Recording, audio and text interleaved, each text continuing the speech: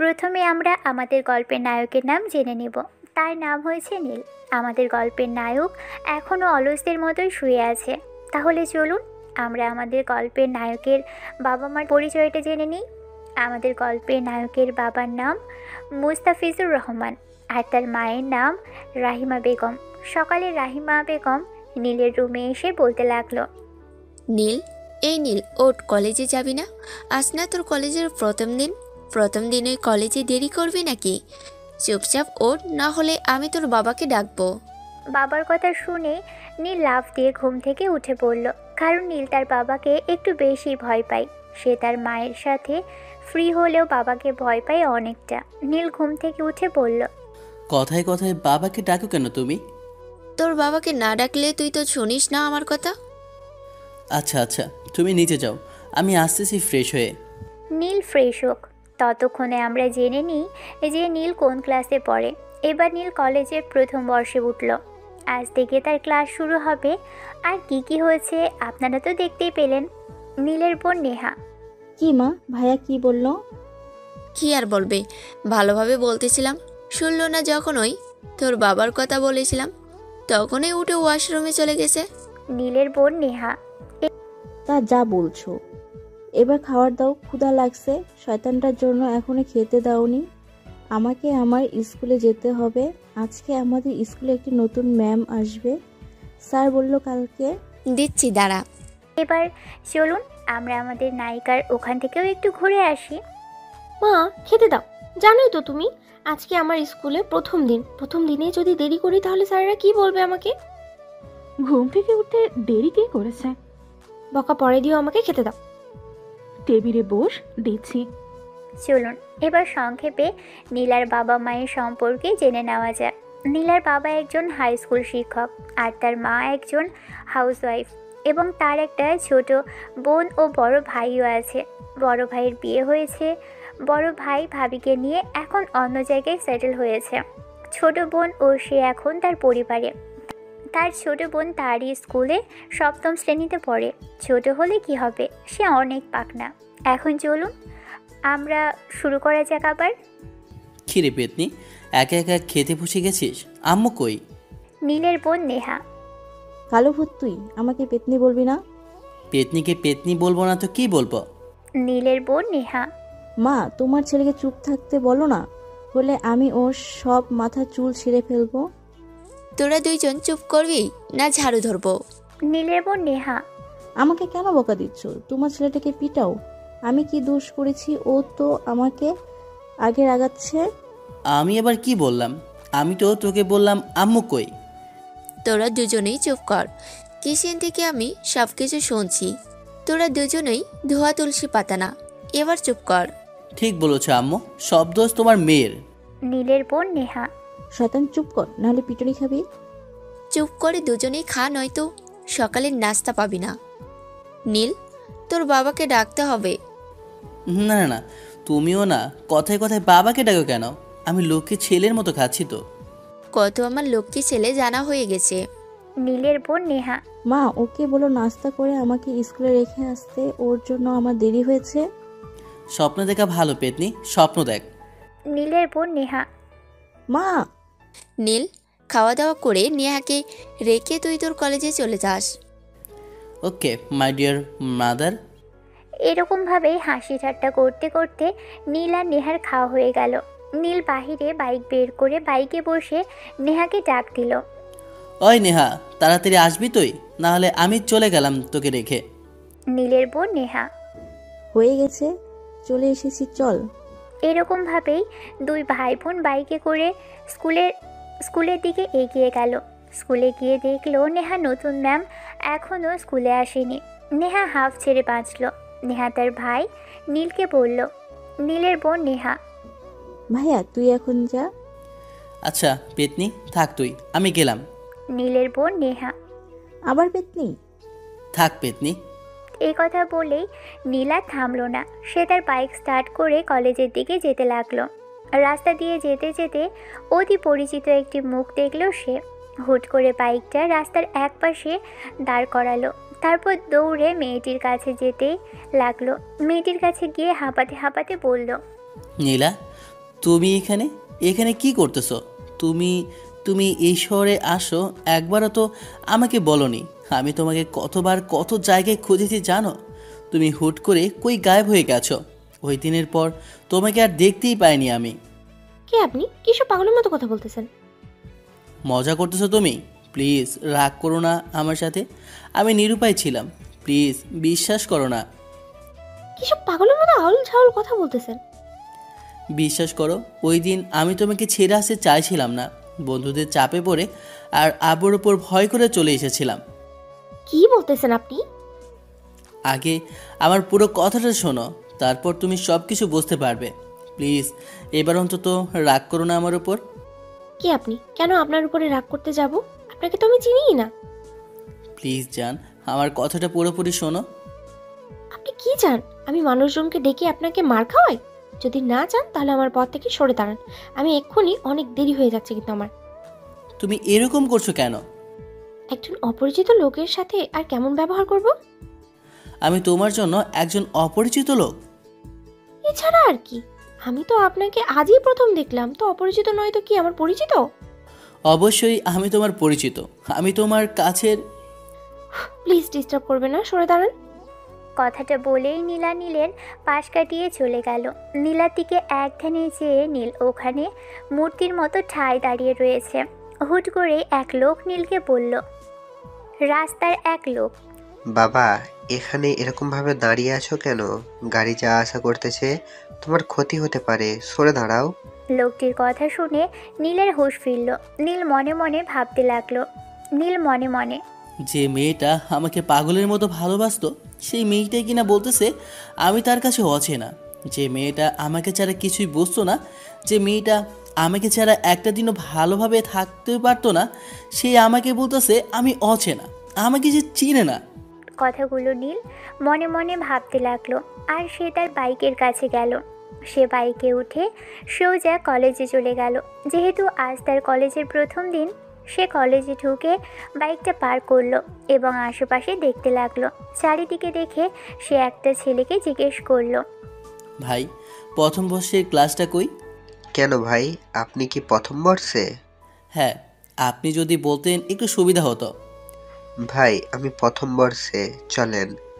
আমরা যেহেতু একই ক্লাসে, তবে বন্ধু তো হয়ে যেতে পারে, তাই না? অবশ্যই বন্ধু তো হব, কিন্তু তোমার নাম কি? এবং তুই করে বলতে হবে। আমার নাম নীল, তোমার নাম কি? আর আমিও এটাই বলতে চাচ্ছিলাম যে বন্ধু যখন হব তুই করে বলাই বেটার।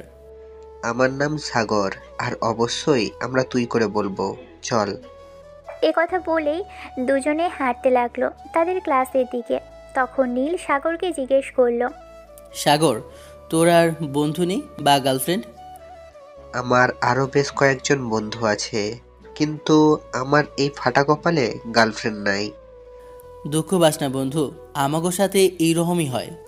এরকমভাবেই হাসি ঠাট্টা করতে করতে দুই বন্ধু ক্লাসে পৌঁছলো।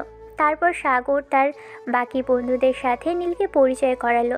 সাগর বলল, এরা আমার বন্ধু রায়হান, রাফি, শফিক, মাহিন, আরও দু একজন আছে, কিন্তু ওরা কোথায় গেছে বলতে পারবো না। কলেজে মনে হয় মেয়েদের সাথে ইটিস পিটিস করার চেষ্টা করতেছে। নীল তাদের সবার সাথে পরিচয় হতে লাগলো। তাদের এই পরিচয় পর্ব শেষে কিছুক্ষণের মধ্যেই স্যার ক্লাসে ঢুকলো। স্যার ঢুকে বলতে লাগলো, হাই এভরিওয়ান, কেমন আছো তোমরা? আশা করি সবাই ভালোই আছো। আমিও আলহামদুলিল্লাহ ভালোই আছি। যেহেতু আজকে আমাদের প্রথম ক্লাস, সেহেতু আমরা প্রথমে পরিচয় পর্ব নেব। এক একে সবাই সবার পরিচয় দাও। স্যারের এরূপ কথা শুনে ফার্স্ট বেঞ্চ থেকে একটা মেয়ে দাঁড়ালো। দাঁড়িয়ে বলতে লাগলো, স্যার, আমার নাম আরশি আর আমার বাবা জব করে। এরকমভাবেই সবার পরিচয় পর্ব শুরু হতে লাগলো। একটা সময় গিয়ে নীলের কাছে স্যার এসে বলল, এই ছেলে, তোমার নাম কি? নীল দাঁড়িয়ে বলতে লাগলো, জি স্যার, আমার নাম নীল এবং আমার বাবার বিজনেস আছে। এরকমভাবেই সাগর, রায়হান, রাফি ওদেরকে এক এক করে পরিচয় দিল। তারপর স্যার বলল, আজকের ক্লাস শুরু করা যাক। এরকমভাবেই তাদের প্রথম ক্লাস শেষ হলো। এভাবে করতে করতেই তাদের টিফিনের সময় হয়ে গেল। রায়হান বলল, চল সবাই ক্যান্টিন থেকে খেয়ে আসি। চল সবাই। হ্যাঁ চল। এরকমভাবেই সবাই গিয়ে ক্যান্টিনে বসলো। তারপর ক্যান্টিনে খেয়ে তাদের সব ক্লাস শেষ করে নীল তার বাসাতে আসলো। নীলকে দেখে নীলের মা বলল, কি রে, কলেজের প্রথম দিন কেমন কাটলো? প্রথম দিন ভালোই কেটেছে, বেশ কয়েকজন বন্ধু বানিয়েছি। বেশ ভালো কথা, এখন গিয়ে নেহাকে নিয়ে আয়। তার স্কুলের ছুটির সময় হয়ে এসেছে। আমি পারবো না, ও একা একা চলে আসবে। আমি তোকে জোর করব না, কিন্তু তোর বাবা বলল নীল আসলে যেন নেহাকে নিতে পাঠায়ও। বাবা বলছে? হ্যাঁ। নীল তখন ব্যাগটা খাটের উপর ছুঁড়ে ফেলে বাইকটা নিয়ে তার বোনের স্কুলের দিকে যেতে লাগলো। স্কুলের গেটে দাঁড়িয়ে অপেক্ষা করতে লাগলো। তখনই নেহা স্কুলের গেট থেকে বের হলো। নেহাকে দেখে নীল বলল, তাড়াতাড়ি বাইকের পেছনে ওঠ, আব্বু তোকে নিয়ে যেতে বলেছে। নীলার বোন নেহা। তাই তো বলি, আমার শয়তান ভাইয়ারটা আমাকে নিতে আইছে কে?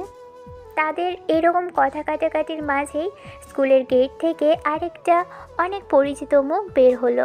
তাকে দেখে নীল নেহাকে বলল, নেহা, কে রে মেয়েটা? মেয়েটা নয়, ম্যাম বল। মানে? মানে আবার কি? সে আমার ম্যাম, মানে তোরও তো ম্যাম। তোর ম্যাম বলতে এই তোর সেই নতুন ম্যাম? হ্যাঁ। নীল মনে মনে, কি সে আমার বউ, আমার ছোট বোনের ম্যাম? কি কপাল আমার। কি ভাবছিস তুই? কিছু না। এরকমভাবে কথা বলতে বলতে তারা বাসার দিকে যেতে লাগলো। তাহলে চলুন জেনে নেওয়া যাক যে নীল কেন নেহা ম্যামকে তার বউ বলল। তাহলে একটু ফ্ল্যাশব্যাক থেকে ঘুরে আসা যাক। ফ্ল্যাশব্যাক। নীল, তাড়াতাড়ি খাওয়া দাওয়া করে রেডি হও। তুই নাকি তোর বন্ধুদের সাথে ঘুরতে যাবি। জলদি রেডি হও, না হলে তোর বন্ধুরা তোকে ছেড়ে চলে যাবে। আম্মা, একটু ভালোভাবে খেতে দিবা না নাকি? ওদের বলা আছে ওরা সবাই আমাকে নিয়ে যাবে। নীলের বোন নেহা। ভাইয়া, তুই যেহেতু কক্সবাজার যাচ্ছিস, আমার জন্য সুন্দর সুন্দর মালা নিয়ে আসবি এবং অনেকগুলো চকলেটও নিয়ে আসবি। পেতনি, আমার টাকা দিয়ে তোর জন্য কেন নিয়ে আসবো? নীলের বোন নেহা। আম্মু, ভাইয়াকে বলবা নাকি এসব নিয়ে আসতে আমার জন্য? এসব কিছু না নিয়ে আসলে কিন্তু আমি আর খাবো না। মেয়েটা যেহেতু বলছে, তাহলে সব কিছু নিয়ে আসবি আর কি। যদি তোর টাকা লাগে তাহলে তোর বাবাকে বলবি, তিনি দেবেন আর কি। আমি বাবাকে বলতে পারবো না। আমি বলবো নি তোকে টাকা দিতে, তুই সব কিছু নিয়ে আসবি। ওকে মাই মাদার। এখানে সবাই কি বলতেছে কিছুই বুঝতে পারলেন না তো? তাহলে শুনুন, আজকে নীলের পরীক্ষা শেষ।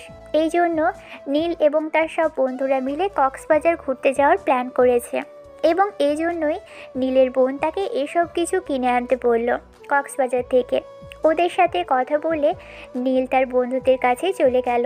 নীল আর বন্ধুরা তাকে দেখে বলল, শালা, এত তাড়াতাড়ি আসলি কেন? আর একটু দেরি করলে ভালো হতো। সরি, খাওয়া দাওয়া করতে এত দেরি হয়ে গেল।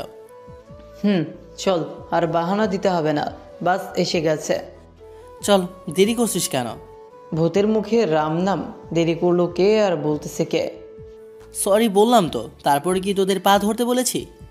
নাটক কম করো প্রিয়, আমি জানি তুমি কতটা শয়তান। এবার চল বাহানা বাদ দিয়ে। এই সবাই চল। এরকমভাবে নীল এবং তার সকল বন্ধুরা মিলে কক্সবাজারে ঘুরতে গেল। রাস্তার মাঝে তারা সবাই এক জায়গায় দাঁড়িয়ে খাবার খেলো। এরকমভাবেই তাদের যাত্রা যে থামলো কক্সবাজারের একটা হোটেলে। সবাই সেখানে নেমে যে যার রুমে চলে গেল। তাদের রুম আগে থেকে বুক করা ছিল।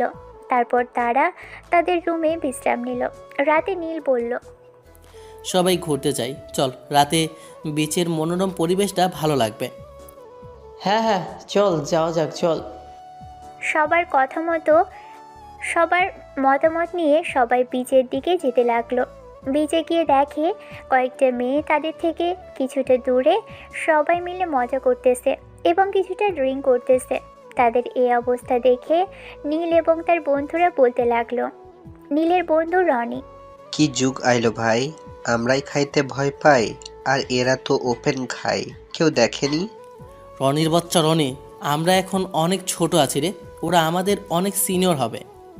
নীলের বন্ধু ফয়সাল, ভাই সিনিয়র হলে কি হবে, দেখতে কিন্তু হেব্বি। নীলের বন্ধু আয়ান।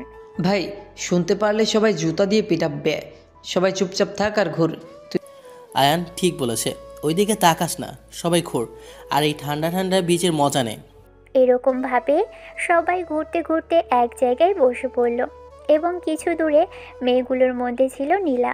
নীলা তাদের দেখে তার বান্ধবীদেরকে বলতে লাগলো। দেখ, ছেলেগুলো আমায় দেখে কেমন ট্যাপ ট্যাপ করে চেয়ে আছে। নীলার বান্ধবী টিয়া। আরে ওরা বাচ্চা বাচ্চা ছেলে, বাবা মার সাথে ঘুরতে আইছে মনে হয়।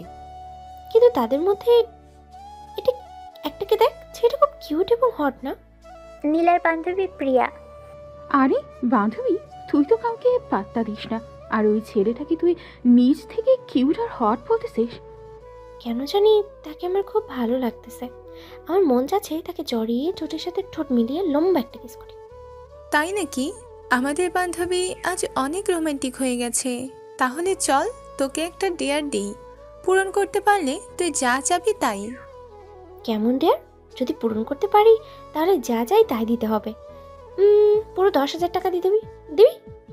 তুই যে ছেলেটাকে কিস করার কথা বলতেছিস না, ওই ছেলেটাকে পাক্কা 10 মিনিট কিস করবি এবং তাকে তুই সিডিউস করার চেষ্টা করবি। যদি তুই সফল হোস তাহলে তোকে 10,000 টাকাই দিব, যা। কি সব বলিস? নীলা, ভয় পেয়ে গেছিস নাকি? নীলা কোনোদিনও ভয় পায় না। নীলাকে সবাই ভয় পায়।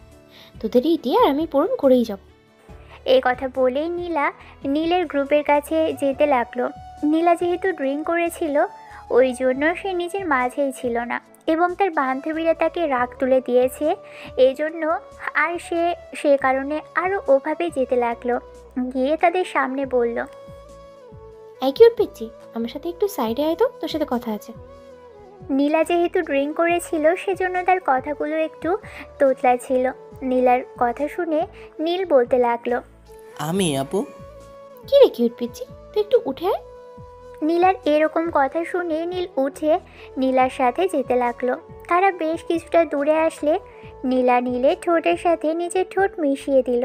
নীল নীলাকে বেশ কিছুক্ষণ ছাড়ানোর চেষ্টা করতে লাগলো। নীলা তাকে সিডিউস করার চেষ্টা করতেছে, এই জন্য নীল নিজেকে কন্ট্রোল না করতে পেরে নীলার সাথে রেসপন্স করতে লাগলো এবং তাদের মধ্যে একটা গভীর সম্পর্ক হয়ে গেল। তখন রাস্তার পাশে গ্রামের কিছু লোক যাচ্ছিল, কারণ পাশেই ছিল একটা গ্রাম। গ্রামের লোকগুলো নীল এবং নীলাকে এই অবস্থায় দেখে ফেলে এবং তারা অনেক বেশি রেগে গেল। তারপর তারা তাদের দুজনকেই অনেক বকাঝকা করলো এবং জোর করে তাদের গ্রামে নিয়ে গেল এবং তারা নীল এবং নীলাকে একটা রুমের মাঝে আটকে রেখে গ্রামের একজন মুরব্বি বলল, এবার তো তোমাদের বিয়ে হবে। ওই মুরব্বির কথা শুনে নীল নীলাকে বলল, এবার কি হবে?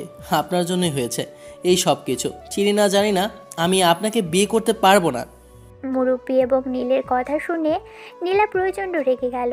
এরই মধ্যে নীলার নেশার ঘোরটাও বেশ কিছুটা কমে এসেছে। নীলা রেগে বলল, আমার শয়তান বান্ধবীগুলো তোমার সাথে এরকম করার জন্য আমাকে ডেয়ার দিয়েছিল। এ কথা শুনে নীল রেগে বলল, আপনার বান্ধবীরা বলল আর আপনি এরকম একটা কাজ করলেন? আপনি কোনো ছোট বাচ্চা নাকি? এর পরিণতি কি হতে পারে আপনি জানেন? আমার শারীরিক সম্পর্ক হয়ে গেছে, আমার জীবনটাই শেষ হয়ে যাবে। নীলের এরকম কথা শুনে নীলা রেগে বলল, আমি একটা মেয়ে, আমার জীবনটাও তো শেষ হয়ে যাবে। তুমি ছেলে, আমার কী বা হবে তোমার? আমার শয়তান বান্ধবীরা এমনটা করলো, আমি তাদের একটাকেও ছাড়বো না। আমি ড্রিঙ্কস করেছিলাম, আপনি তো সজাগ ছিলেন, তবে আপনি কেন এমনটা করলেন? নীলার এ কথা শুনে নীল রেগে বলে উঠল, আপনার মতো একটি সুন্দরী মেয়ে যদি সামনে থেকে ডাকে তাহলে আমার মতো একটা ছেলে কিভাবে নিজেকে কন্ট্রোল করবে? আপনি নিজ থেকে এসেই আমাকে কিস করতে লাগবেন। আমি আপনাকে ছাড়াতে চেষ্টাও করেছিলাম, কিন্তু আপনি তো আঠার মতো চিপকে লেগে গিয়েছিলেন। ওই জন্যই তো নিজের উপর কন্ট্রোল হারিয়ে ফেলে আপনার সাথে এইসব কিছু হয়। নীলের এরকম লাগামহীন কথা শুনে নীলা কিছুটা লজ্জা পায় এবং নীলা বলল, এখন কি করব বলেন? দুজনেই তো ফেসে গেছি। আমি ড্রিঙ্কস করেছিলাম আর আপনি নিজের কন্ট্রোল হারিয়ে ফেলেছেন, তারপর এসব কিছু হয়ে গেছে। এবার কি হবে আমাদের? কি আর হবে, আমাদের দুজনে বিয়ে পড়িয়ে দিবে আর কি। গ্রামের লোকজন সম্পর্কে তো আপনার ধারণা থাকার কথা। এরা দুজন ছেলে মেয়েকে দেখতে পেলে তখনই বিয়ে দেওয়ার কথা। আর তার উপর আমাদেরকে তো রোমান্স করতে ধরে ফেলেছে ওরা। এদের এরকম কথা চলতে চলতে গ্রামের আরও বেশ কয়েকজন লোকজনও আসলো। একজন লোক বলে উঠল, তাড়াতাড়ি মসজিদের ইমামকে নিয়ে আসো, এদের দুজনের বিয়ে পড়িয়ে দিয়ে তাহলে এরা ঠিক হবে। ওদের এরকম কথা শুনে নীল এবং নীলা একসাথে বলে উঠল, না, আমরা ওরকম কিছুই করিনি। আপনারা ভুল ভাবছেন আমাদের। গ্রামের এক লোক, আমরা ভুল ভাবতেছি না, আমরা ঠিকই ভাবতেছি। আমাদের গ্রামের 2 লোক তোমাদেরকে বাজে কাজ করা অবস্থায় একেবারে দেখে ফেলেছে। এরপরে তোমরা কি বলবা? নীল নীলা দুজনই বারবার অস্বীকার করতে থাকে তারা কোনো খারাপ কাজ করেনি। যা হয়েছে তা শুধু ভুল হয়ে গেছে। তাদের কথা কেউ শুনতেই চাচ্ছিল না। এরই মধ্যে ইমাম চলে আসলো এবং তাদের দুজনকে জোর করে বিয়ে পড়িয়ে দিল। নীল কবুল বলতে চায়নি। গ্রামের 2জন লোক এসে যখন চাপ দিল তখন সে বাধ্য হলো বলতে। এ কথা বলেই নীল মনে মনে ভাবল। নীল মনে মনে 3 বার কবুল বলে আবুল হয়ে গেলাম। সামান্য একটা ভুলের জন্য সারা জীবন পস্তাতে হবে আমাকে। এসব কিছু শেষ হয়ে গেলে নীল এবং নীলাকে একটা রুমে পাঠিয়ে দেওয়া হলো। তাদের বয়সী একটা ছেলে এসে বলল, ভাইয়া, জানি কিছুটা ভুল বোঝাবুঝি হয়েছে, কিন্তু কিছুই করার নেই। যা হয়েছে মেনে নিয়ে 2জন সুখে শান্তিতে থাকেন। কাটাকে নুরের ছিটা দিন না তো ভাই, যান এখান থেকে, যান ভাই আপনি। ভাই, তোমাদের বাসর রাত ভালো কাটুক। নীল মনে মনে বলল, আজকে থেকে জীবন আমার বাসর রাত না, বাসের রাত হয়ে গেল। কি যে হয় আল্লাহ রক্ষা করো। নীল এবার লোকটিকে বলল। ভাই এবার আপনি যান। নীলা নীলকে তার কাছে ডাকলো এবং বলল, দেখো, যা হবার হয়েছে। তুই তুই মনে কর আমার থেকে ছোট। হ্যাঁ, যা হবার হয়েছে ভুলে যাই আমরা। আজকে রাতটা শেষ হয়ে গেলে তুই আমাকে চিনবি না আর আমি তোকে চিনব না, ঠিক আছে? আমি এটাই বলতে চাচ্ছিলাম। দুজনেই নিশ্চুপ হয়ে গেল। কিছুক্ষণ পর নীলা বলে উঠল, দেখো, তুমি আমার থেকে ছোট। আমি তোমায় তুমি করেই বলবো। তুমি নিচে গিয়ে শুয়ে ঘুমাও আর আমি উপরে ঘুমাবো। তোমার সাথে এক পেছনে আমি থাকবো না। আমি নিচে ঘুমাতে পারবো না, তুমি নিচে ঘুমাও, আমি উপরে ঘুমাবো। তোমার লজ্জা করে না একটা মেয়েকে তুমি নিচে ঘুমাতে বলো? একদমই আমার লজ্জা করে না, কারণ আমি কোনোদিনও নিচে ঘুমাইনি। বিছানা ছাড়া আমি ঘুমাতে পারবো না। ঠিক আছে, উপরে ঘুমাবে। তুমি এক সাইডে, আমি এক সাইডে। তুমি আমার পাশে আসবে না, আমি তোমার পাশে যাব না, ঠিক আছে? তারা দুজনে এরকমভাবে কথা বলে নিয়ে নীল এক সাইডে এবং নীলা এক সাইডে শুয়ে পড়ল। মাঝরাতে নীলা নীলের বুকের মাঝে এসে শুয়ে পড়ল। নীল তাকে কোলবালিশ ভেবে শক্ত করে নিজের বুকের সাথে জড়িয়ে ধরল। এরকমভাবেই সকাল হলো। নীলের ঘুম অনেক সকাল সকাল ভেঙে গেল। সে দেখল সে একটা মেয়েকে জড়িয়ে ধরে আছে। তার সব কিছু মনে পড়ে গেল রাত্রের কথা। সে নীলার দিকে তাকালো। সকালের মিষ্টির রোদ যখন নীলার মুখের উপর পড়ল তখন নীলাকে ঠিক একটা পরীর মতো লাগছিল। তার ওই গোলাপি ঠোঁট, কালো ঘন চোখের পাপড়ি, লাল টুসটুসে গাল দেখে তো নীল নীলার প্রেমে পড়ে গেল। নীল মনে মনে ভাবছে। নীল মনে মনে কোনো মেয়ে এতটা সুন্দর হতে পারে দেখে তো মন চাচ্ছে শক্ত করে জড়িয়ে ধরে ঠোঁটের সাথে ঠোঁট ডুবিয়ে দেই, গভীরভাবে কিস করি, সারা জীবন এরকমভাবে বুকের মাঝে আগলে রাখি আর দেখতে থাকি। নীল এসব ভাবতে ভাবতে নীলা জেগে গেল। আর নীলাকে জেগে যেতে দেখে নীল ঘুমের অভিনয় করলো। নীলা পিটপিট করে চোখ খুলে বলতে লাগলো, আমি কোথায়? নীলার হুট করে মনে পড়ল কাল রাতে তার সাথে কি হয়েছে। এসব ভেবেই নীলা তড়িঘড়ি করে উঠতে গিয়ে সে দেখলো তাকে কেউ শক্ত করে জড়িয়ে ধরে আছে। নীলা বলতে লাগলো, কি রে আমাকে এভাবে জড়িয়ে ধরে আছে? নীল সব কিছু শুনতে পেলেও না শোনার ভান করে শুয়ে আছে। নীলা তখন মাথা উঁচু করে নীলের দিকে তাকিয়ে দেখলো এবং নীলা মনে মনে বলতে লাগলো, কাল রাতে এই ছেলেটার সাথে সব কিছু হয়েছিল আমার। কাল রাতে এই ছেলেটাকে অনেক কিউট দেখাচ্ছিল, কিন্তু বাস্তবে আরো বেশি কিউট আর হ্যান্ডসাম।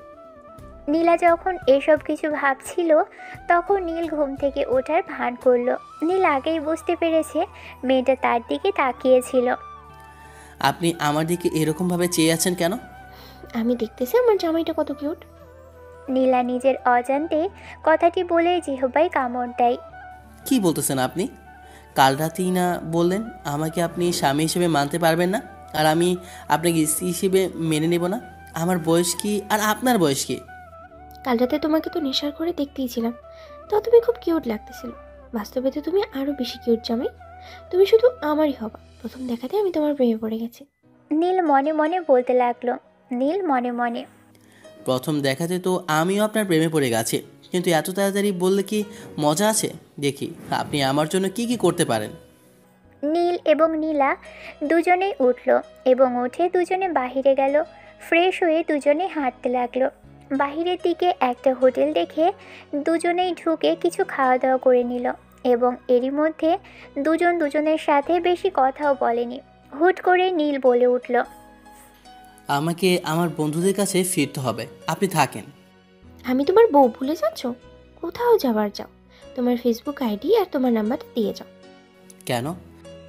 এক্ষুনি বললাম তো আমি তোমার বউ। তুমি মানো বা না মানো, আমি তোমাকে স্বামী হিসেবে মেনে নিয়েছি, আর তুমি আমার স্বামী, বুঝলাম? আমার কিউট পিচ্চি বল। আচ্ছা নিন, আমার ফেসবুক আইডির নাম নীল এবং আমার মোবাইল নাম্বার 017157005। বাই, আল্লাহ হাফেজ, আমি গেলাম। বাই। ফোন দিলে ফোন রিসিভ করো। কথা বলা শেষ করে নীল তার বন্ধুদের কাছে যাওয়ার জন্য রওনা হলো আর নীলা তার বান্ধবীদের কাছে গেল। তার বান্ধবীরা তাকে জিজ্ঞেস করলো, কিরে দোস্ত, কি হয়েছে তোর? সারা রাত কইছিলি? বান্ধবীদের এরকম কথা শুনে নীলা প্রচণ্ড রেগে গেল। শয়তান, খচ্চন্নি, শাকচুন্নি তোর! তোরা আমাকে কি দিয়ে দিয়েছিলি?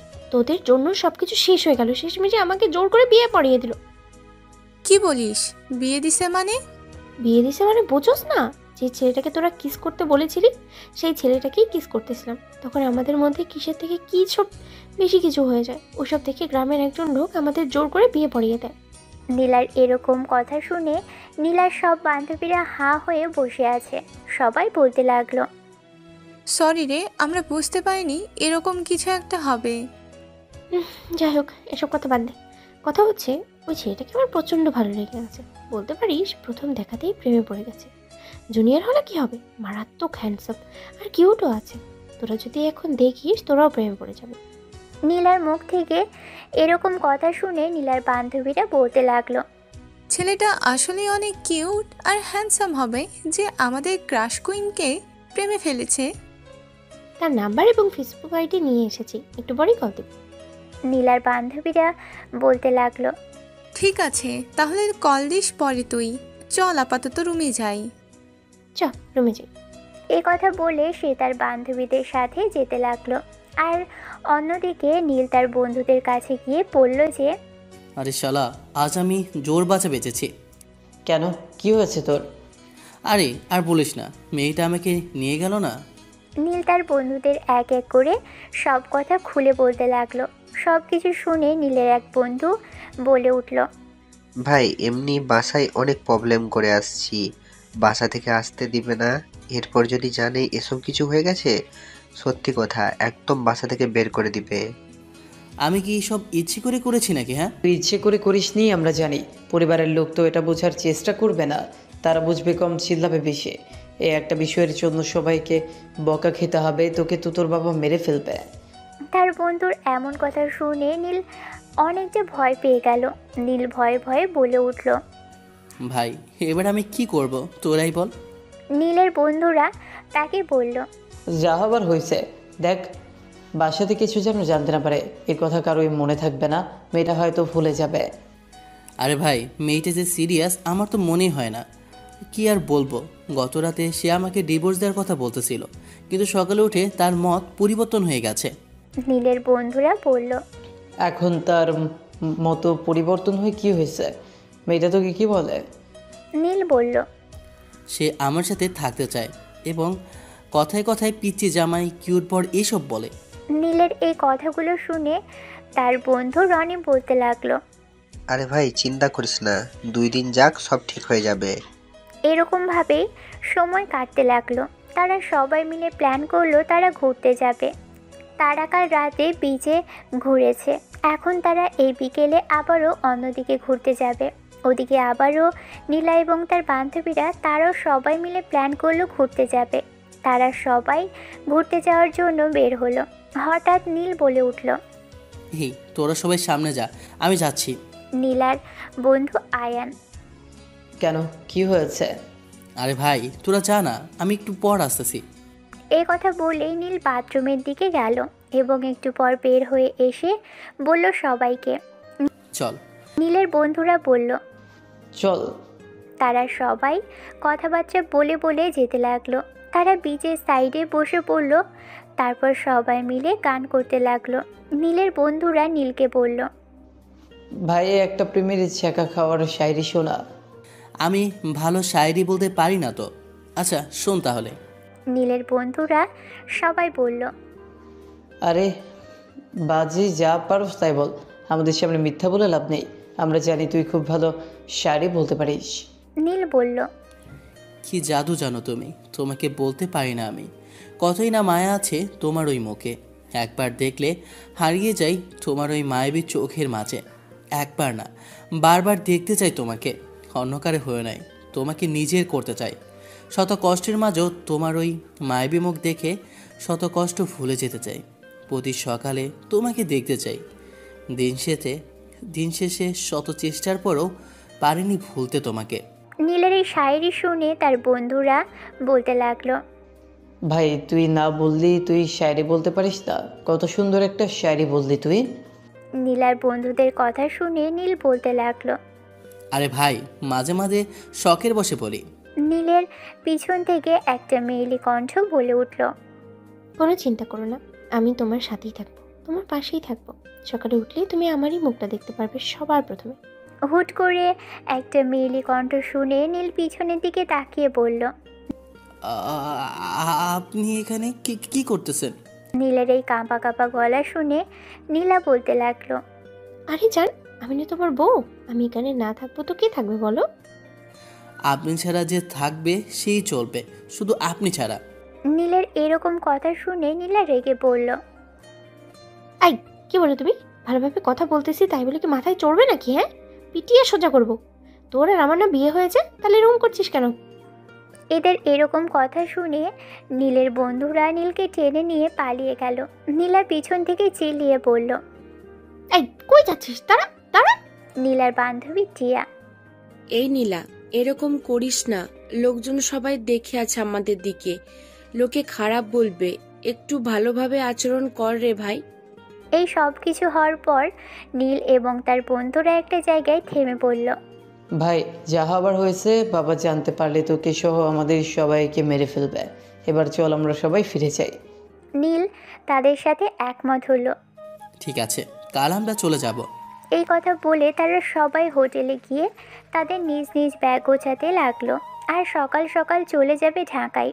এদিকে নীলা রাত্রে ঘুমোতে পারছে না, কখন সকাল হবে আর কখন নীলকে খুঁজবে। এরকমভাবেই সকাল হয়ে গেল। নীল এবং তার বন্ধুরা ঢাকায় ফিরে গেল। এদিকে নীলা নীলকে খুঁজতে খুঁজতে রাস্তার মাঝে চলে আসলো। নীলার বান্ধবীরা তাকে চিল্লিয়ে চিল্লিয়ে বলতে লাগলো। নীলা, ওখান থেকে সরে যা, সামনে থেকে ট্রাক আসতেছে। নীলা আ। কিছু বুঝে ওঠার আগেই একটা ট্রাক এসে তাকে ভয়াবহভাবে ধাক্কা দিল এবং সে ধাক্কায় ছিটকে গিয়ে অন্য একটা গাড়ির সাথে তার মাথা লাগলো এবং তার মাথা ফেটে প্রচণ্ড পরিমাণে রক্ত বইতে লাগলো। রক্তে তার পুরো সাদা কাপড়টি লাল রঙে পরিণত হয়েছে। রাস্তা পুরো রক্তে লাল হয়ে গেছে। নীলার বান্ধবীরা দৌড়ে এসে নীলাকে নিয়ে একটা গাড়িতে করে তাকে হসপিটালে নিয়ে গেল। হসপিটালে নিয়ে গিয়ে তার চিকিৎসা করতে লাগলো।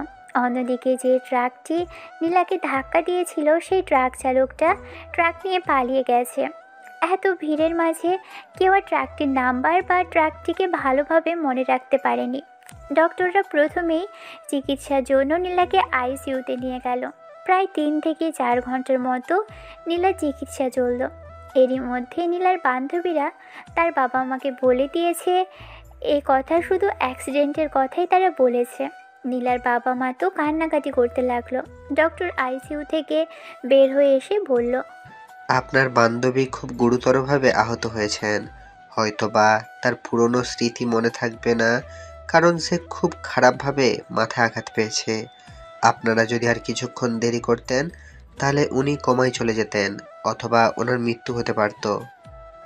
ডক্টরের এরকম কথা শুনে নীলার বান্ধবী প্রিয়া বলতে লাগলো, আপনাকে অসংখ্য অসংখ্য ধন্যবাদ ডক্টর। আপনি আমাদের বান্ধবীর প্রাণ বাঁচিয়েছেন। আমরা তার বাবা মাকে ইনফর্ম করে দিয়েছি, ওনারা হয়তো রাতের দিকেই চলে আসবেন। এই হলো ফ্ল্যাশব্যাক। এখন চলুন বর্তমানে ফিরে আসা যাক। নীল তার বোনকে নিয়ে ইতিমধ্যে তাদের বাসায় এসে গেছে। নীলের মা নীলকে বলল, কি রে, এসে গেছিস তোরা দুজনেই? হ্যাঁ মা, দুজনেই এসে গেছে। দুজনেই? যা গিয়ে ফ্রেশ হয়ে আয়, আমি খেতে দিচ্ছি। আমি এখন খাবো না। তোর আবার কি হয়েছে, খাবি না কেন? এমনি মা, খেতে ভালো লাগতেছে না, পরে খাবো। নীলের বোন নেহা, ভাইয়া আমার ম্যামকে পছন্দ করেছে, এই ম্যামের প্রেমে পাগল হয়ে গেছে সে, তাই সে খাবে না, সে ম্যামের থেকে পাপ্পি খাবে। নেহা থেকে এমন কথা শুনবে নীল তা আশাও করেনি। নেহার কথা শুনে নীলের মা নীলকে বলল, নেহা, এগুলো কি বলতেছে রে? কিছু না মা, ও এমনিই বলতেছে, আমাকে নিয়ে মজা করতেছে। নীল এবং নেহাকে এরকমভাবে ঝগড়া করতে দেখে নীলের মা বলে উঠল, চুপচাপ দুজনেই ফ্রেশ হয়ে আয়, খেতে দিচ্ছি। দুজনে আর বেশি কথা না বাড়িয়ে ফ্রেশ হতে গেল। ফ্রেশ হয়ে এসে তারা খাওয়া দাওয়া শেষ করে নিজ নিজ রুমে চলে গেল। রুমে গিয়ে নীল তার বন্ধুকে ফোন দিয়ে বলল, আরে ভাই, কই তোরা? বিকেলে আয়, ইমার্জেন্সি একটা কথা আছে তোদের সাথে। কি কথা রে? তুই তো এরকমভাবে কোনোদিন ডাকিসনি, খুব জরুরি নাকি? শালা, জরুরি না হলে আমি তোকে এমনি এমনি মুখ মুখ দেখার জন্য ডাকতাম নাকি? হ্যাঁ, তাড়াতাড়ি আসবে, বিকেলে কোনো কথা নয়। আরে ভাই ঠিক আছে। এরকমভাবে দুজনেই কথা শেষ করে নীল বিছানায় গিয়ে শুয়ে পড়ল। এপাশ ওপাশ করতে করতে এক সময় সে ঘুমিয়ে গেল। বিকেলে ঘুম থেকে উঠে সে তার বন্ধুর সাথে দেখা করতে গেল। দেখা করে তার বন্ধুকে বলল, ভাই, একটা সমস্যায় পড়ে গেছি রে। আরে শালা, সমস্যা হচ্ছে বলেই তো ডাকলি, এবার কি হয়েছে বল। আরে ভাই, কক্সবাজারের কথা তোর মনে আছে? কোন কথা? আরে ভাই, তুই মজা করস? একটা মেয়ের সাথে আমার বিয়ে হলো, ওই কথার কথা বলতেছি। হ্যাঁ, ওই কথা কি আর ভোলা যায়? তা বল, এখন কি হয়েছে? কি হয়েছে বলছিস? আবার কি হলো?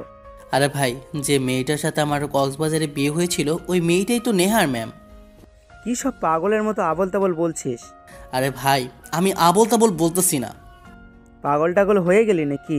উনি এখানে কি করবে? আরে ভাই, আমিও তো ভাবতেছি উনি এখানে কি করে। ওনার সাথে আমার দেখা হয়েছিল, আমি কথা বলতে গেছিলাম। উনি তো আমার সাথে এমনভাবে ব্যবহার করলো যে উনি আমাকে কোনোদিন দেখেইনি। যে মেয়েটা দুদিন আগেও আমার জন্য এত পাগলামো করলো, এমন মনে হচ্ছিল সে আমাকে ছাড়া থাকতে পারবে না। সে মেয়েটা আমাকে নাকি চিনিই না, না চেনার ভান করতেছে। নীলের বন্ধু বলল, আরে ভাই চিন্তা করিস না, মেয়েটা মনে হয় তোর উপর রেখে গেছে। আরে ভাই, রেগে থাকলেও আমাকে একেবারে না চেনার মতো করবে কেন? ওদের দুজনের কথার মাঝেই তাদের বাকি বন্ধুরাও আসলো। সবাই মিলে এই কথাগুলো বলতে লাগলো এবং চা খেতে লাগলো। এই কথাগুলো বলতে বলতে সন্ধ্যা নেমে আসলো। যে যার বাসায় যেতে লাগলো। আরে ভাই চিন্তা করিস না, যা হবে পরে দেখা যাবে। কেমনে চিন্তা করবো না বল? মেয়েটা যদি আসলে রেগে থাকে এবং থানাতে কেস করে, তাহলে আমার কি হবে? আরে ভাই কিছু হবে না, থাম, পুরোটা আগে ভালোভাবে দেখ, তারপরে তুই কি করবি তোর সিদ্ধান্ত। তোর যদি মনে হয় মেয়েটাকে মেনে নিতে পারবি, তোর মাকে বল। তোর মার সাথে তো তোর বন্ধুর মতো সম্পর্ক, তোর মাকে সব কিছু ভালোভাবে খুলে বল, দেখবি উনি মেনে নেওয়ার চেষ্টা করবে। তোর বাবাকেও বোঝাবে মনে হয়। তুই তোর মাকে আগে জানা, তারপর কি হবে দেখা যাবে। নীল তার বন্ধুদের উপর ভরসা করে সে তার বাসায় চলে গেল এবং তার বন্ধুরাও তাদের বাসায় চলে গেল। নীল বাসায় এসে তার মাকে বলল, মা শোনো তো। কি হয়েছে বল। মা, তোমায় একটা কথা বলবো, রাগ করবে না তো? কি কথা, আগে তুই বল।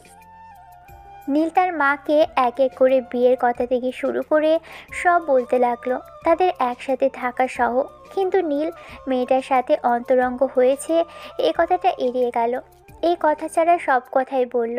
নীলের মা নীলকে একটা থাপ্পড় মেরে বলল, এত কিছু হয়ে গেল আর তুই আমাকে একবারও জানাইছস? আমার ভুল হয়ে গেছে, আর এরকম হবে না। এখন আমি কি করব বলো? কি আর করবি, মেয়েটাকে একদিন আমাদের বাসায় নিয়ে আয়। আমি তোর বাবাকে সব কিছু বুঝিয়ে বলার চেষ্টা করি, তিনি কি বলে আগে দেখি। কিন্তু মা, সে তো আমাকে না চেনার ভান করতেছে। এখন আমি কি করব বলো? সে এমনটা কেন করছে তার খোঁজ নেই। তুই তার বান্ধবীদের কাছে যা, সে এমন কেন করতেছে। ঠিক আছে মা, আমি সব কিছু জেনে তোমাকে বলতেছি, কিন্তু তুমি একটু বাবাকে ম্যানেজ করো। বাবা এসব জানতে পারলে তো আমাকে মেরেই ফেলবে মনে হয়। ঠিক আছে, আমি তোর বাবাকে দেখতেছি, তুই যা। ওদের মা বেটার এরকমভাবেই কথা চলতে লাগলো। তারপর নীল তার রুমে চলে গেল, তার বন্ধুকে ফোন দিল এবং সব কথা বলল। নীলের বন্ধু সব শুনে বলল, ভাই আমি তোকে বললাম না, তোর মাকে বল, তোর মা সব কিছু বোঝার চেষ্টা করবে। আচ্ছা তোর মা যা যা বলেছে তুই তাই তাই কর। আমি আর তুই যাব, কাল সব কিছুর খোঁজ নেব। আচ্ছা তুই এখন ঘুমা, আমিও ঘুমাবো, ঘুম ধরেছে। আচ্ছা ভাই, তুই তাহলে ঘুমিয়ে নে, আমিও ঘুমাবো। এরকমভাবেই তাদের ও কথা শেষ হয়ে গেল। সকালে উঠে নীল তার মাকে জানিয়ে তার বন্ধুকে নিয়ে নীলার খোঁজে গেল। সে তার স্কুলের প্রিন্সিপালের সাথে কথা বলে নাম্বার এবং অ্যাড্রেসটা ম্যানেজ করে সে তার বন্ধুকে নিয়ে তার বাসার অ্যাড্রেসে গেল। তার বন্ধু বলল, আরে ভাই তার বান্ধবীদের থেকে আগে খোঁজটা নেই। আরে না, আমি আগে তার সাথে কথা বলবো। ঠিক আছে, তুই তার সাথে কথা বল। এরকমভাবে থাকতে থাকতে এক সময় নীলা বের হয়ে আসলো। নীলাকে দেখতে পেয়ে নীল বলল, নীলা, এই নীলা। নীলের ডাক শুনে নীলা বলল, আবার আপনি এখানে কি করতেছেন? আমি তোমার সাথে কথা বলতে এসেছি। আমি বলেছি না আপনার সাথে আমার কোনো কথা নেই। কিন্তু আমার তোমার সাথে অনেক কথা আছে। আমি জানতে চাই তুমি আমার সাথে এরকম ব্যবহার করছো কেন? তুমি বলেছিলে তুমি আমাকে ভালোবাসো, আমাকে পিচ্ছি বর পিচ্ছি জামাই বলেছিলে কেন? যখন ভালোবাসো না তখন কাছে এসেছিলে কেন? আমি তো তোমাকে বললামই, আমার বন্ধুদের আর আমার বাবার ভয়ে ওখান থেকে চলে এসেছি। বিশ্বাস করতেছো না কেন তুমি?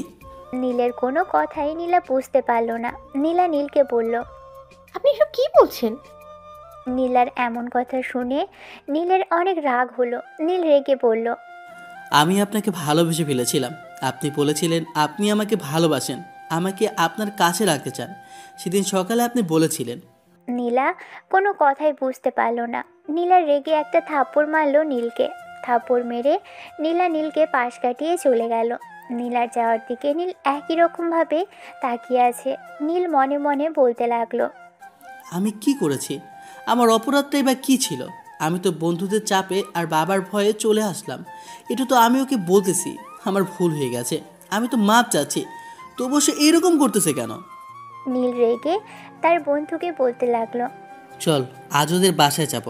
নীলের বন্ধু বলল, দেখ পাগলামো করিস না, এরকমভাবে হয় না। যদি তুই তাদের বাসায় যাস তাহলে তারা খারাপ ভাববে। হতে পারে তারা তোর বাবা মাকে বলল, এতে হিতে আবারও বিপরীত হবে। বন্ধুর এমন কথা শুনে নীল কিছুটা শান্ত হলো। নীল তার বন্ধুকে বলল, ভাই চল, এখন তার বান্ধবীদের কাছ থেকে শুনবো। তোকে ওর বান্ধবীদের খোঁজ নিতে বলেছিলাম, নিছিস? আরে চিন্তা করিস না, চল হোয়াটসঅ্যাপে বলে দিস ওর সব বন্ধুদের খোঁজ নিতে। যে 3 জন তার সাথে কক্সবাজার গিয়েছিল ঘুরতে, তাদেরকে পেয়েছে। আমাদের গ্রুপে সবাইকে বলেছি বাকি মেয়েদেরকেও খুঁজতে। চিন্তা করিস না, হয়তো বা ওদেরও খুব তাড়াতাড়ি পাবো। আরে ভাই অন্যদের লাগবে না, ওই 3 জনের থেকেই শুনবো ওর কি হয়েছে। চল, তারপর আমি কি করা যায় ভাববো। এই কথা বলে তারা দুজন ওই 3 জনের বাসায় যেতে লাগলো। প্রথমে তারা নীলার এক বান্ধবীর কাছে গেল। গিয়ে নীল বলল, আপু একটু শুনবেন? নীলার বান্ধবী টিয়া। হ্যাঁ বলেন। আপু আমি নীল। তো আমি কি করব? আরে না না না আপু, আমি আপনাকে কিছু জিজ্ঞেস করতে চাই। নীলার বান্ধবী টিয়া। জি বলেন, কি জিজ্ঞেস করবেন? আসলে আপু আপনার বান্ধবী। এ কথা বলে নীল নীলার বান্ধবীকে সব কথা একে একে খুলে বলতে লাগলো। প্রথম থেকে শেষ পর্যন্ত তার সাথে নীলা যে খারাপ ব্যবহার করেছে এটাও বলল। নীলের এ কথা শুনে নীলার বান্ধবী টিয়া বলল, আসলে আপনি তাকে ভুল বুঝতেছেন। আসলে সেও আপনাকে অনেক ভালোবাসে, কিন্তু সেদিন একটা দুর্ঘটনা ঘটে। কেমন দুর্ঘটনা আপু? নীলার বান্ধবী নীলকে সেই দুর্ঘটনার ব্যাপারে সব বলল। আপনারা সব কিছু জানেন, এই জন্য আর বললাম না। এখন নীল সব কিছু বুঝতে পারল। নীল নীলার বান্ধবীকে বলল, আপনাকে অসংখ্য ধন্যবাদ আপু। আমি বুঝতে পারিনি নীলার সাথে এমন কিছু হয়ে গেছে। আমি নিজেও অবাক হয়ে গেছি যে মেয়েটা আমাকে এত ভালোবাসতো, তার অ্যাক্সিডেন্ট হয়ে গেছে শুধুমাত্র আমার জন্য। নীলার বান্ধবী টিয়া বলল, এখানে তোমারও কোনো দোষ নেই, এটা নীলার ভাগ্যে ছিল। আপু, এখন নীলাকে সব কিছু কীভাবে মনে করিয়ে দিব বলেন? নীলার বান্ধবী টিয়া বলল, ডক্টর বলছে তার পুরনো স্মৃতি মনে আসার সম্ভাবনা খুবই কম, কারণ সে মাথায় আঘাত পেয়েছিল। আর হয়তোবা হুট করে একদিন তার সব স্মৃতি মনে পড়ে যেতে পারে, কিন্তু কখন পড়বে, কিভাবে পড়বে তা বলা সম্ভব নয়। নীলার বান্ধবীর এমন কথা শুনে নীলের চোখ থেকে বৃষ্টির জলের মতো পানি পড়তে লাগলো। তা দেখে নীলার বান্ধবী বলল, দেখো, তুমি আমার ছোট ভাইয়ের মতো, তাই তোমাকে একটা কথা বলি, যদি সত্যি তুমি নীলাকে ভালোবেসে থাকো তাহলে তাকে পুরনো স্মৃতি মনে করাতে চাইও না। এতে তার মাথাতে অনেক আঘাত করতে পারে। ডক্টর বলেছে এবার এরকম কিছু হলে তাকে বাঁচানো মুশকিল হয়ে যাবে। এই জন্যই আমি বলতেছি, যদি সত্যি তুমি তাকে ভালোবেসে থাকো তাহলে হয়তো তাকে নতুন করে তোমার প্রেমে ফেলো, আর নয়তোবা ভুলে যাও। কারণ তার যদি পুরনো স্মৃতি মনে পড়ে হয়তোবা সে তোমাকে ভালোবাসবে, কিন্তু তার প্রাণের সংশয় হবে। এই জন্য আমার কথাটা মাথায় রেখো। নীলার বান্ধবীর এমন কথা শুনে নীল অনেকটা ভিতর থেকে ভেঙে পড়ল। তাও সে নীলার বান্ধবীকে বলল, আপু, আপনি চিন্তা করবেন না, আমি নীলাকে আবার নিজের প্রেমে ফেলবো। আমাকে ভালোবাসতে বাধ্য করব। সে আমাকে সারা জীবন ভালোবাসবে, তাকে আমি অন্য কারো হতে দেব না। নীলার বান্ধবী বলল, আমিও ওইটাই চাই, আমার বান্ধবীটা হাসি খুশি থাকুক। আমি আশা করি আমার বান্ধবী তোমার সাথে হাসি খুশি থাকবে। ইনশাআল্লাহ আপু, আপনি দোয়া করবেন। নীলার বান্ধবী টিয়া বলল, আমার দোয়া তোমার সাথে সবসময় থাকবে। যাও, নীলাকে তোমার প্রেমে ফেলে ফিরো। ওদের দুজনের এমন খুনসুটি দেখে নীলের বন্ধু ও নীল দুজনেই হেসে উঠল। হাসতে হাসতে নীল বলল, আপু, আল্লাহ হাফেজ, আজকের মতো যাই, পরে কোনো দিন দেখা হবে। নীলার বান্ধবী টিয়া বলল, আচ্ছা যাও, আবার একদিন দেখা হবে। নীলার বান্ধবীর থেকে বিদায় নিয়ে নীল এবং তার বন্ধু একসাথে বাইকে করে আবারও বাসার দিকে যেতে লাগলো। যেতে যেতে নীলের বন্ধু বলল, আরে ভাই, তুই কিছু বুঝলি? হ্যাঁ, এই জন্যই ও আমাকে চিনতে পারতেছিল না। হ্যাঁ, ওই জন্যই ভাবি তোর সাথে খারাপ ব্যবহার করেছে। হ্যাঁ, তোকে আর ব্যাখ্যা দিতে হবে না, চল। এরকমভাবে তারা দুজনে কথা বলতে বলতে যে যার বাসায় পৌঁছে গেল। নীল বাসায় পৌঁছে তার মাকে ডাকতে লাগলো। তার মাকে ডেকে বলল, মা, আমি জেনে গেছি নীলা এরকম কেন করতেছিল। হ্যাঁ বল, আসলে মেয়েটার কি হয়েছিল? আসলে মা, নীলার ভয়ঙ্কর একটা অ্যাক্সিডেন্ট হয়েছিল। এই কারণে তার মাথায় প্রচণ্ড পরিমাণে আঘাত পেয়েছে। এতে তার পুরনো সব স্মৃতি মুছে গেছে, সব কিছুই সে ভুলে গেছে। আমার সাথে বিয়ে, তার বাবা মা, ফ্রেন্ড সার্কেল সবাইকে সে ভুলে গেছে। ধীরে ধীরে সে এখন নর্মাল জীবনে আসতেছে। এখন আমি নীলার বান্ধবীর সাথে কথা বলে আসলাম। সে বলল, পূর্ণ কথা মনে করাতে চাইলে হয়তোবা তার মৃত্যু হতে পারে। মাথায় বেশি চাপের কারণে, ওই জন্য আমি ভাবতেছি নীলাকে আবার আমি আমার নিজের প্রেমে ফেলবো। তুই যা করবি ভেবে চিন্তে কর, সব কিছুতেই আমাদের সাপোর্ট পাবি। নীল তার মাকে সব কিছু জানালো। এক এক করে সব জানিয়ে সে উপরে তার রুমে চলে গেল। তার বাবা এখনও অফিস থেকে ফেরেনি, আর তার বোনও আজ স্কুলে গেছে, কিন্তু সে যায়নি। কেন আপনারা তা তো জানেনি। নীল তার রুমে গিয়ে শুয়ে ফেসবুকিং করতে লাগলো। একটা সময় নীলের মা তাকে খাওয়ার জন্য ডাক দিল। নীল খেয়ে দিয়ে এসে আবারও রুমে ঘুমিয়ে পড়ল। বিকেলে ঘুম থেকে উঠে বাহিরে বন্ধুদের সাথে আড্ডা দিল এবং বাসায় ফিরে এসে সন্ধ্যার দিকে পড়তে বসলো। পড়া শেষ করে সে আবারও ফেসবুকিং করতে লাগলো। ফেসবুকে সে দেখলো নীলার আইডি। হুট করে সে ফ্রেন্ড রিকোয়েস্ট দিল। এদিকে নীলা অপরিচিত আইডি থেকে ফ্রেন্ড রিকোয়েস্ট এসেছে দেখে আইডিতে ঢুকলো। ঢুকে দেখে এটা সেই বেয়াদবটার আইডি। ওরে নীলা মেসেজ দিল, আপনি আমাকে বাইরে শান্তিতে থাকতে দেন না, এখন কি ভালোভাবে ফেসবুকটাতেও চালাতে পারবো না? আমি আবার কি করলাম? আমি তো আপনার সাথে কথা বলতে চাইছি শুধু। আপনি আমার পেছনে কেন পড়েছেন? আপনাকে আমার খুব ভালো লাগে, আমি আপনাকে ভালোবাসি।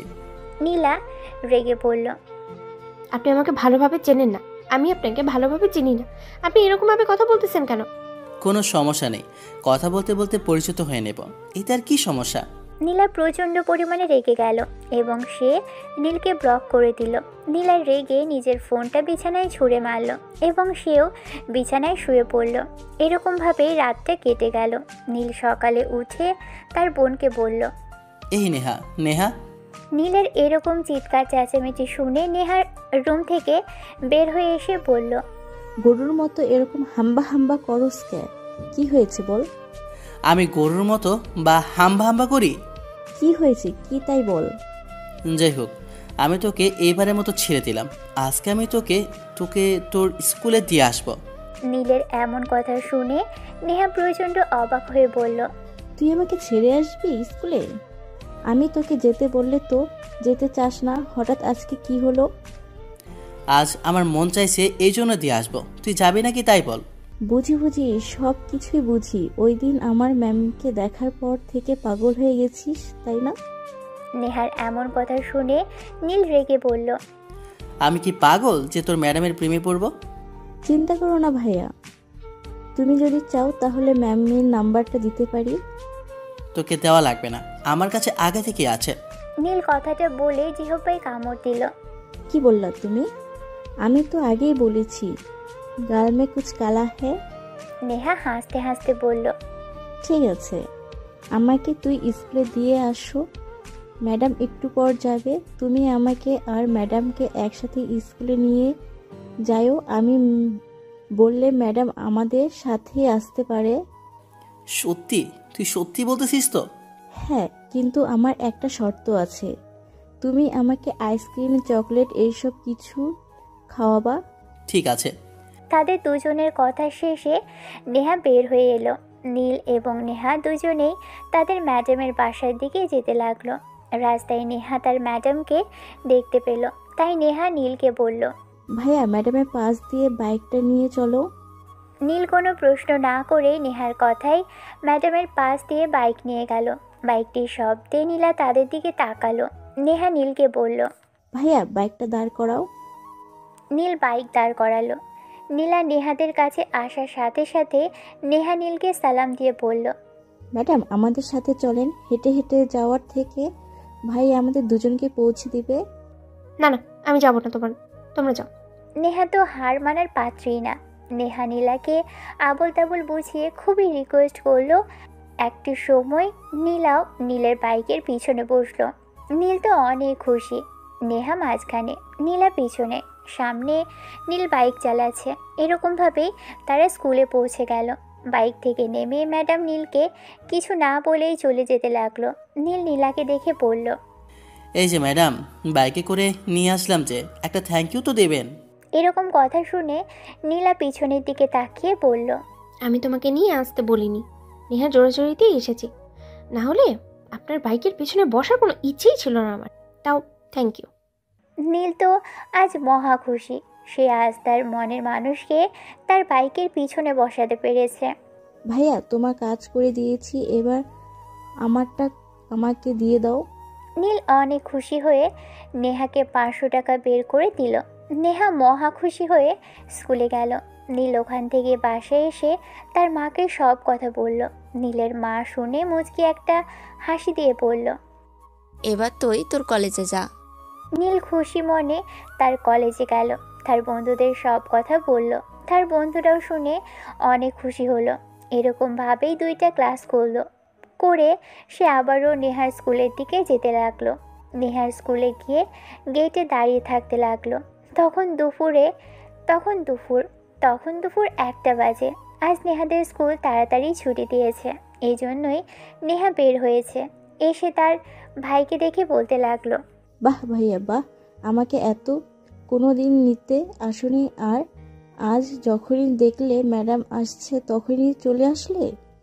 নেহার এরকম আচমকা কথা শুনে নীল পিছনে ঘুরে বলল, আরে তেমন কিছু না, এমনিতেই আসলাম।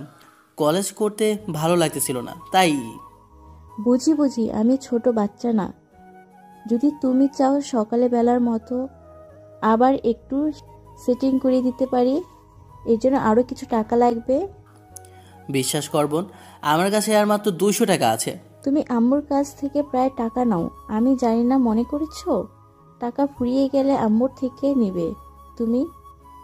আমি চাইলেই তো বেশি দাও না, তুমি যত চাও সাথে সাথেই দেবে তো।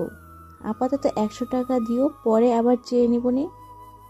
নীল এরকম কথা শুনে বলতে লাগলো মনে মনে, আল্লাহ, হি আমারে কীরকম বোন দিছ, শুধু টাকা চায়, বায়ের জন্য একটা সেটিং করে দেবে তা না, টাকা দিলে আসে না হলে নাই। এরকম মনে মনে ভাবতে ভাবতেই নেহা বলে উঠল, কি বলতিছো বলো এখন? আচ্ছা যা, কাজ হওয়ার পর টাকা পাবে। ঠিক আছে যাও। এ কথা বলেই নেহা নীলকে খুঁজতে লাগলো। একটা সময় পেয়েও গেল। নেহা নীলাকে বলতে লাগলো, ম্যাডাম চলেন আমার বাসায় যাব। না, আমার একটু সময় লাগবে। ঠিক আছে ম্যাডাম, কাজ সেরে তাড়াতাড়ি নেমে আইসেন, একসাথে যাব। আমার জন্য থামা লাগবে না, তুমি চলে যাও। আরে না ম্যাডাম, ভাইয়া আমাদের জন্য অপেক্ষা করতেছে একসাথে বাসায় যাব বলে। ভাইয়া আপনাকে বাসায় নামিয়ে দিবে, তারপর আমরা চলে যাব।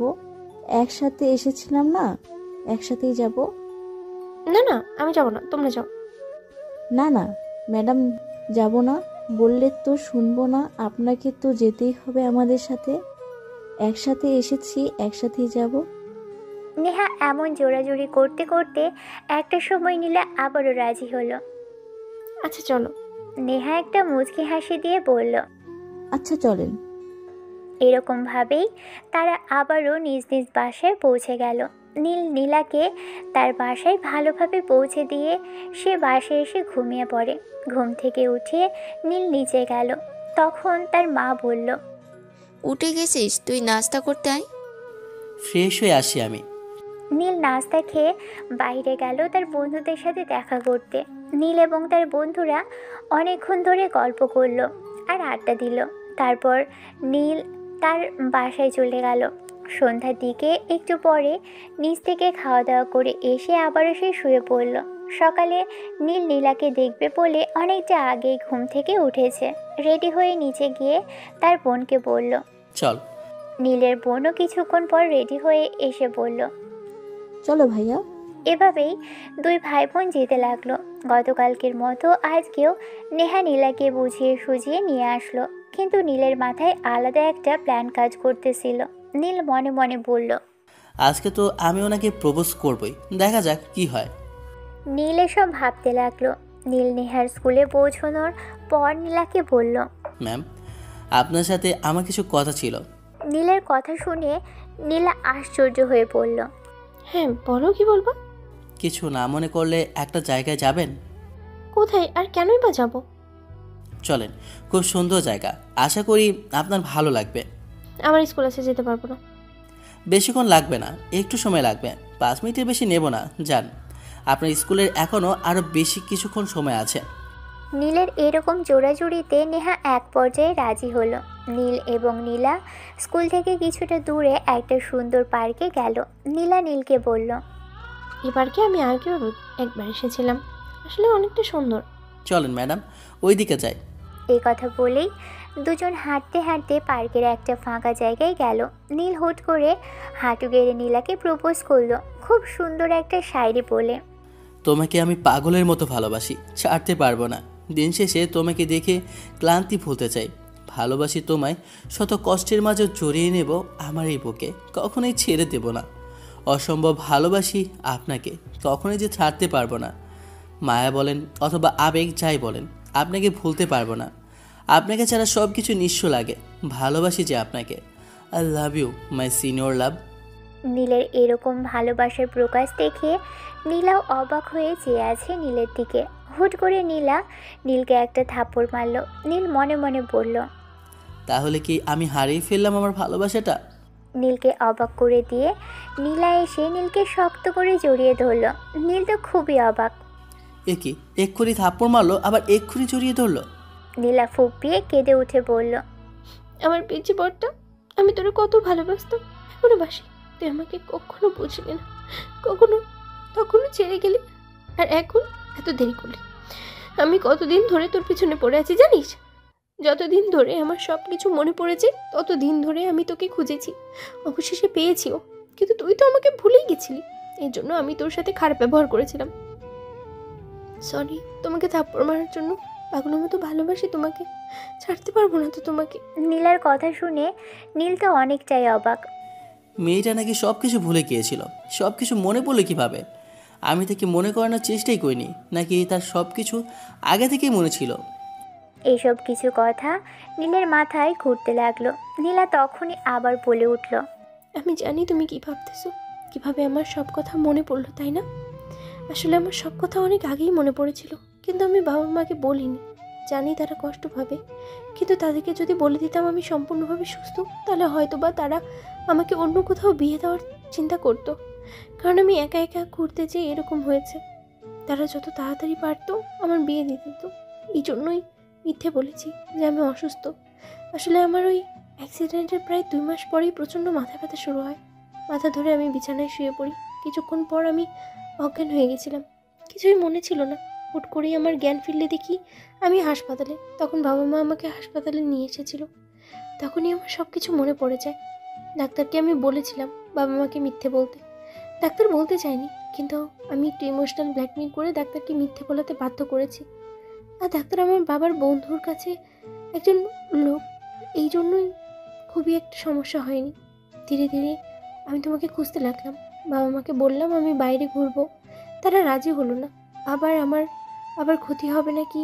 ডাক্তার আঙ্কেলকে বললাম বাবা মাকে যেন বলে আমার নতুন নতুন জায়গায় যাওয়া উচিত, এতে আমার মন মাইন্ড ফ্রেশ থাকবে, এতে আমি তাড়াতাড়ি সুস্থ হতে পারবো। তোমাকে একদিন ফেসবুকের একটা পোস্টে দেখেছিলাম।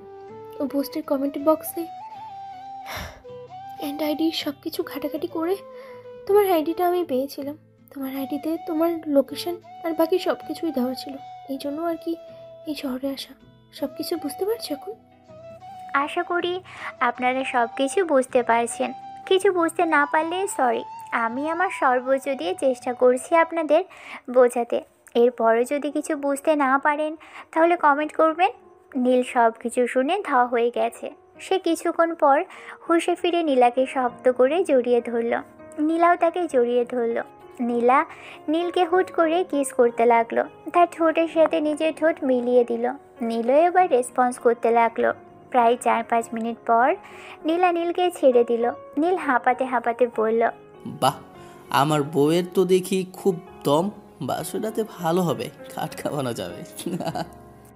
নীলের এরকম লাগাম ছাড়া কথা শুনে নীলা বেশ কিছুটা লজ্জা পেয়ে পড়ল। যা, তুমিও না কি যে বলো, আমার বুঝি শরম করে না? বাহ, আমার বউ তাহলে লজ্জা পায়, তাই না? হ্যাঁ, এরকম ভাবেই তাদের খুনসুটি চলতে লাগলো। নীলা একসময় নীলকে বলে উঠল, এই নীল, তোমার বাবা মা আমাকে মেনে নেবে তো? নীল বলল, আরে চিন্তা করো না, মাকে তোমার কথা বলেছি। মাই তো তোমাকে প্রপোজ করার আইডিয়া দিল। বাহ, মা ছেলে দেখি খুব মিল। হ্যাঁ, আমার মা আমার সাথে বন্ধুর মতো আচরণ করে। আমার কিছু হলে মাকে বলি, মা ফট করে সমাধান করে দেয়। নীলা বলে উঠল, তাহলে তো কোনো সমস্যাই নেই। তাহলে কখন নিয়ে যাবে আমাকে তোমার বাসায়? আরে দাঁড়াও, বাবা আছে তো, মা তাকে মানিয়ে তোমাদের বাসায় বিয়ের প্রস্তাব নিয়ে যাবে। আমার মা বাবা তোমার বাবা মাকে মানাবে, সাথে তুমি একটু সাহায্য করবে। আর আমি তো আছি, আমাদের আবার বিয়ে হবে নতুন করে। অবশ্য বাসরটা তো করতে পারবো, সেই দিন তো কিছুই করতে পারিনি, কিন্তু এবার তো খটকা পাবো। তারা এরকমভাবেই মজা করতে লাগলো। তারা আরও বেশ কিছুটা সময় এরকমভাবেই থাকলো। বেশ কিছুক্ষণ পর নীলা বলল, এবার তুমি থাকো, আমাকে বাসায় যেতে হবে। কেন স্কুল করবা না? বাসায় কেন যাবে? শরীর খারাপ? আরে তেমন কিছু না, তোমার সাথে গল্প করতে করতে তো স্কুলের সময় শেষ। আজ আর স্কুলে যাবো না, হেড স্যারকে বলে দেবো, তাহলেই হবে। তোমার বাবা মাকে নিয়ে কালকে এসো আমাদের বাসায়। আচ্ছা। তারা এরকমভাবেই কথাবার্তা শেষ করে। তারপর নীল এবং নীলা একে অপরকে বিদায় দিয়ে তারা যে যার বাসায় যেতে লাগলো।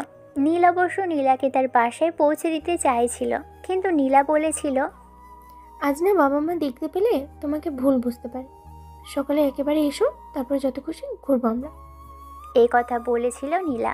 নীলা তার বাসায় চলে গেল এবং তার মাকে গিয়ে খুশি হয়ে সব বলতে লাগলো। মা, নীলা রাজি হয়ে গেছে জানো। তুমি আর বাবা কাল নীলাদের বাসায় বিয়ের প্রস্তাব নিয়ে যাবে। আমি পড়াশোনা করি তো কি হয়েছে, এবার থেকে পড়াশোনার পাশাপাশি বাবার অফিসে বসবো। তোমরা নীলাকে আমার বউ বানিয়ে বাসায় নিয়ে এসো। নীলের মা রাজি হলো। নীলের মা নীলকে বলল। রাতে তোর বাবাকে বলবো সব কথা। রাত্রে নীলের মা নীলের বাবাকে সব কথা খুলে বলল। নীলের বাবা তো প্রচণ্ড পরিমাণে রেগে গেল। নীলের মা নীলের বাবাকে এক এক করে সব কথা বুঝিয়ে বলতে লাগলো। তারপর তিনি কিছুটা শান্ত হলেন, তারপরও রাগ করে বললেন, এখনো ওর বিয়ে করার বয়স হয়েছে যে তোমার ছেলে বিয়ে করতে চায়? বিয়ে করার বয়স না হলেও তাদের অলরেডি বিয়ে হয়ে গেছে। আমি শুধু আমাদের মান সম্মানের কথাটা ভেবে তোমাকে বললাম, এখন তুমি যা করতে চাও তাই হবে। নীলের বাবা সব কিছু ভেবে চিনতে রাজি হলেন। এরকমভাবেই রাতটা কেটে সকাল হলো। সকালে তারা সবাই মিলে নীলাদের বাসায় যাওয়ার জন্য প্রস্তুতি নিতে লাগলো। এদিকে নীলা তার বাবা মাকে বলেছে আজকে একজন আসবে তাদের সাথে দেখা করতে। কী জন্য আসবে, কেন আসবে কিছুই বলেনি। নীল এবং তার সপরিবার নীলাদের বাসায় পৌঁছে গেল। নীলের বাবা মা তাদেরকে সব কিছু বুঝিয়ে বলল। অবশেষে নীলার বাবা মা রাজি হলো। তারা এই বিয়েতে সম্মতি দিল। এরকমভাবেই তাদের বিয়ের দিন তারিখ ঠিক হলো সামনে শুক্রবারে, যা প্রায় 5 দিন পর। এত তাড়াতাড়ি বিয়ে ঠিক করার কারণ হলো আশেপাশের মানুষ যদি জানাজানি হয় তাদের এই বিয়ের ব্যাপারে, তবে তাদের দুই পরিবারের মান সম্মান যাবে। সব দিকে খেয়াল করে এই সিদ্ধান্তটা নিয়েছে তারা। বিয়ের দিন দুবারই খুব সুন্দর করে সাজানো হয়েছে। নীল এবং নীলার অবশেষে দ্বিতীয়বারের মতো বিয়েটা হয়ে গেল। সবাই অনেক খুশি। এরকম নীলাকে নেহা এবং আরও কয়েকজন মিলে নীলের রুমের বাসর ঘরে রেখে আসলো। নীল ছাদের উপর আসলো। প্রত্যেকটা গল্পে যেমন হয়, কিন্তু এই গল্পে তাকে বাধা দেওয়ার মতো কেউ নেই, কারণ তার বন্ধুরা সব মেয়েদের পিছনে ঘুরতেছে। সে নিজের মনে মনে ভাবতে লাগলো, শালা সবার বন্ধুরা বাসর রাতের দিন কত কিছুই না মজা করে, আর আমারগুলো মেয়ে পেয়ে আমাকেই ভুলে গেছে। যাই হোক, নীল তুই আবার বাসর ঘরে যা। ভাবতে ভাবতেই সে তার বাসর ঘরে গেল। বাসর ঘরে ঢুকতেই নীলা তাকে যখনই পায়ে ছুঁয়ে সালাম করতে যাবে তখনই নীল তাকে ধরে ফেলল আর বলল, তোমার স্থান আমার পায়ে না, আমার বুকে। নীলের এমন কথা শুনে নীলা হেসে বলল, আমি শুনেছি সবাই বলে তোমার স্থান আমার পায়ে না আমার বুকে, আর তুমি বললা মাথার উপরে। হ্যাঁ, মানুষ যাহাকে বেশি ভালোবাসে তাহাকে বুকের মাঝে রাখে, আর আমি তোমাকে অসম্ভব ভালোবাসি, ওই জন্য বুক ভরে গিয়েছে। আমার বাকি ভালোবাসাটা মাথায় করে রাখতেছি, যাতে ভালোবাসাটা নষ্ট না হয়। নীলের এরকম কথা শুনে নীলার তো হাসতে হাসতে পাগল হওয়ার উপক্রম। সে অনেকটা খুশিও হলো যে নীল তাকে এতটা ভালোবাসে। নীল নীলাকে বলল, তাহলে চলো যান, এবার খাটে ওঠা যাক, খাট কামানোর জন্য আর একটা ফুটবল টিম আনার জন্য। যা, কিসব বলো তুমি? আমি একটা ক্রিকেট টিম অথবা ফুটবল টিম কিছুতে একটা বানাবো। তুমি যদি রাজি থাকো তাহলে দুটো বানাবো, দুইটাকে বিশ্বকাপ খেলতে পাঠিয়ে দেব এবং তাদের সাপোর্টের জন্য আরও একটা টিম বানানোর চেষ্টা করব। তাহলে চলুন তাদেরকে তাদের ফুটবলের ও ক্রিকেটের টিম বানানোর সুযোগ করে দেওয়া যাক। আজকের মতো বিদায় নিলাম। আল্লাহ হাফেজ, আসসালামু আলাইকুম। আর হ্যাঁ, যেতে যেতে বলে যাচ্ছি, গল্পটা কেমন লাগলো কমেন্ট করতে ভুলো না। যাই বলো, ভালো খারাপ যেটাই হোক বলবে, ঠিক আছে? আল্লাহ হাফেজ।